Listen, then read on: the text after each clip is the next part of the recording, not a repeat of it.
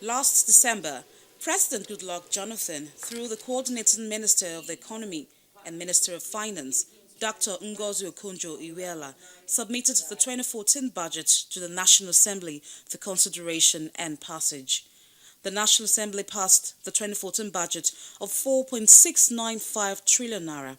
The amount is 53 billion naira, higher than the 4.642 trillion estimate submitted by the executive. The budget is made up of statutory transfers, 408.687 billion naira, debt servicing, 712 billion naira, recurrent expenditure, 2.454 trillion naira, and capital expenditure at 1.119 trillion naira.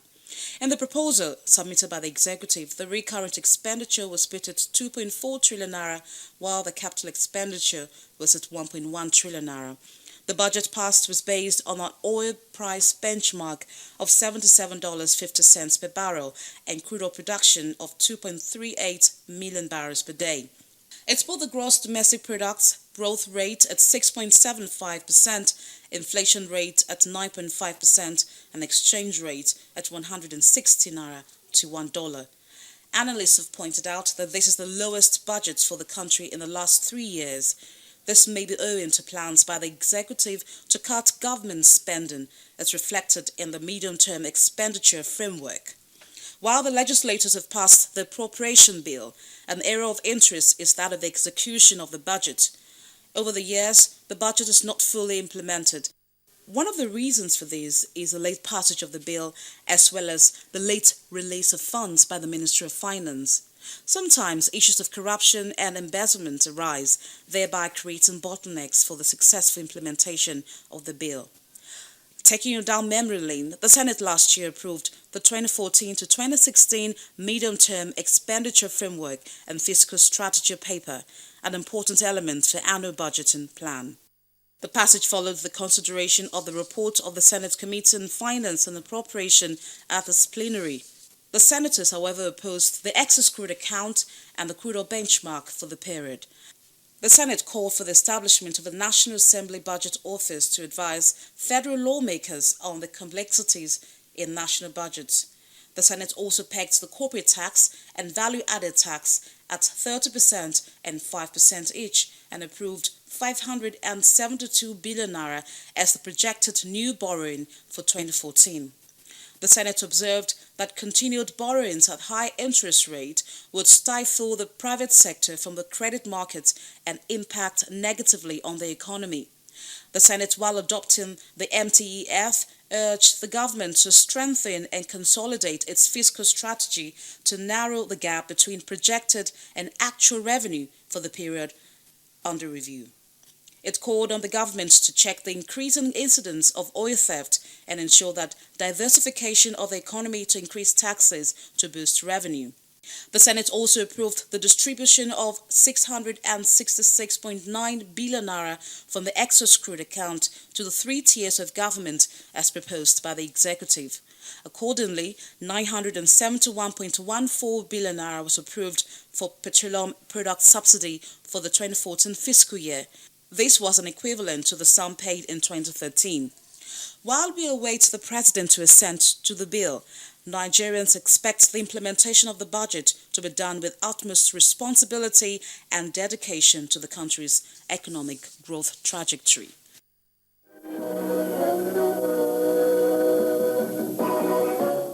Don't be left in the dark. Be the first to know. Get the latest news and developing stories anytime, anywhere, on your mobile device. Log on to m.channelstv.com and click on the Channels TV logo. Channels Television, the news at your fingertips.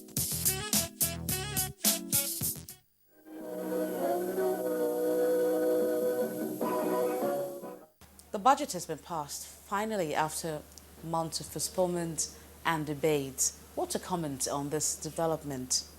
Well, this is the second quarter of the year. So this is not too different from the kind of experience that we have had in previous years. Clearly, there will be some challenges with implementation from the perspective of timing. There will be issues in particular with the implementation of capital budget, because as it is, we just have about 8 months or so to go. And before these processes, due process, advertisement, tenders, and so on, will be followed through properly.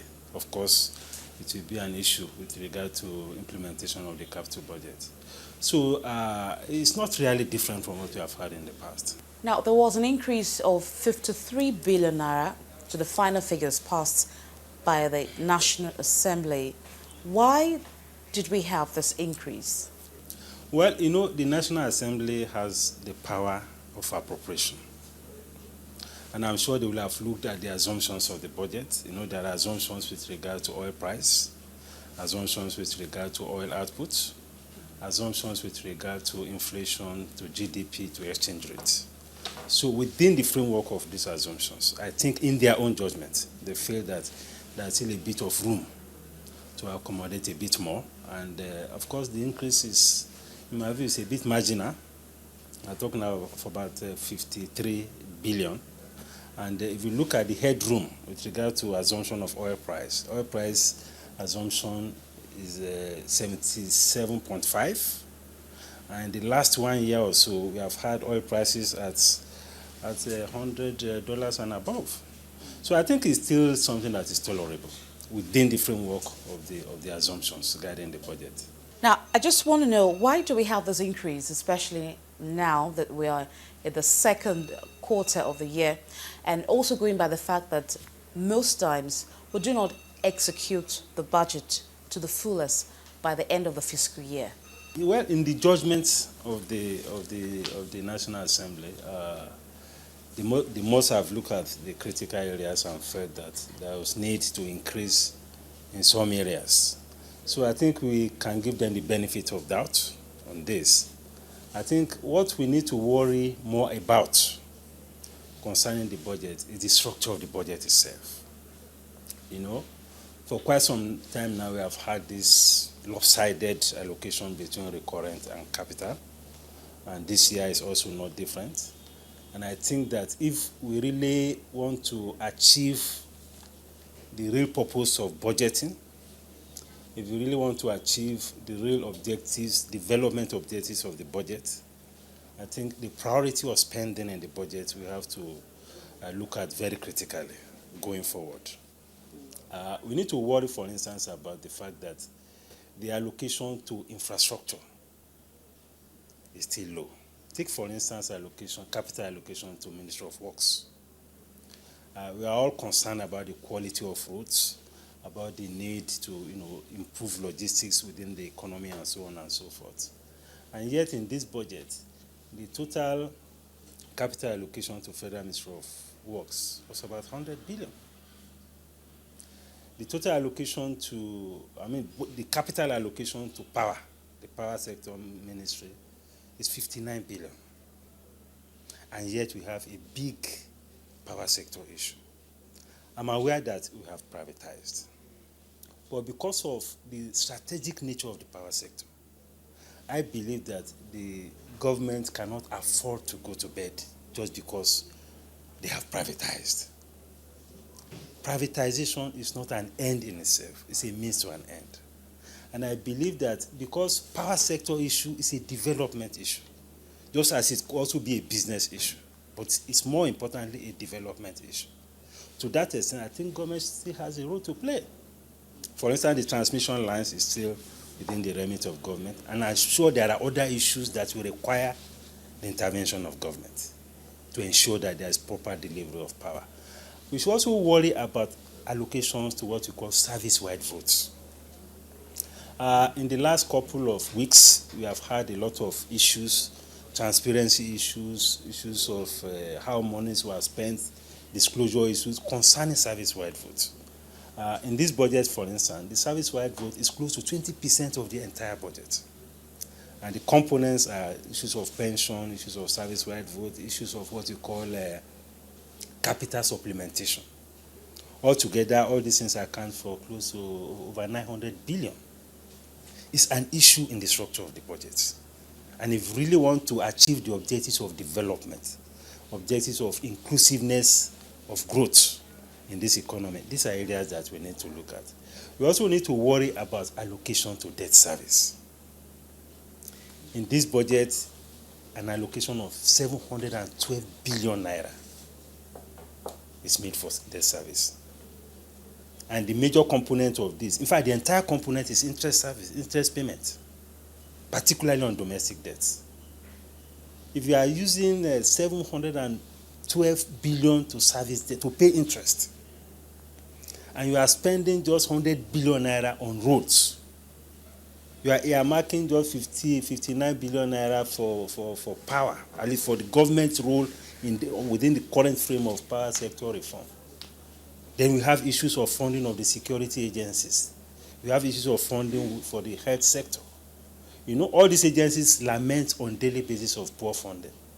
So we need to look at the entire structure of spending going forward. The budget is already passed, but this has been the pattern over the years, and I think going forward, we need to look at the totality of the structure of the budget so that you can achieve the kind of impact that the people desire from the budgetary process.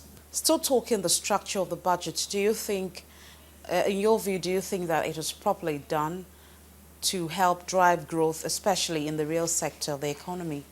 Well, we don't have sufficient attention to that. Just as you know, one of the major issues we have in this economy today is the issue of productivity in the economy. And a major factor in the productivity of enterprises in this economy is infrastructure. We are talking here of the power situation. We are talking of the roads and other related logistics. We are talking about things that have to do with the ports. All these are, we are even talking also of the railways. If you look at the totality of this within the context of this budget, there isn't much that you can say has been allocated to it. But I must admit also that the challenge of fixing infrastructure is not an exclusively federal government responsibility. So when we are talking about infrastructure, we should be talking about the totality of all the states, what they are bringing to the table for the purpose of funding infrastructure. But within the context of the federal government budget, I would say that the allocations to infrastructure is still not enough. And that is why I alluded to the fact that we need to revisit the entire structure of the budget and make sure that we get our priorities right, especially for purpose of economic development and for purpose of inclusiveness. This year's budget is regarded as the lowest in 3 years. That's the lowest we've ever had in the past 3 years. What does this mean for our economy? It's not so significant in my view. I think what has informed this slight moderation is perhaps the challenge we have with revenue flows. Last year we had issues with oil theft, issues with oil output. We didn't have much of issues with oil price as such. So, and we also have issues with also corruption, fiscal leakages, revenue that are supposed to flow into the federation account that are not coming in. So all these things are affecting the revenue side of the budget, and that is the major constraining factor, which I think must have moderated the totality of spending. But again, if you relate it to what we have in the past, it's not so significant, because last year, the difference between the last year budget and that of this year is just about 53 billion. It's not so significant. But another thing which I think we should also worry about, again, which often distorts the total picture of government spending and the impact on the lives of the people, is the allocation to subsidy. The subsidy regime is the biggest platform for corruption in this economy. It's the biggest platform for leakages in this economy. And unless we do something really drastic about it, for a long time, the people may not feel the impact of governance. For the past couple of years, both the kerosene subsidy and PMS subsidy have been totaling close to 1 trillion to 1.5 trillion. And a good, percentage of this is going to leakages, corruption, and things like that. I think it's an issue that we need to really engage the authorities on. we need to engage the public on, we need to engage the labor union on, because we need to make sure that the resources of this country are spent in a way that will actually benefit the people. We have talked about issues that we are having with education, we are having with health services, we are having with our roads, the funding of security agencies. All these things are suffering. And yet we are spending over 1 trillion naira on subsidy of fuel. These are issues that I think we need to properly engage, and make sure that we bring the major stakeholders on board, at least to see reason on the need to address this lopsidedness in government spending. I'm just curious to know, would you propose that this budget should be returned to the National Assembly by the President? No.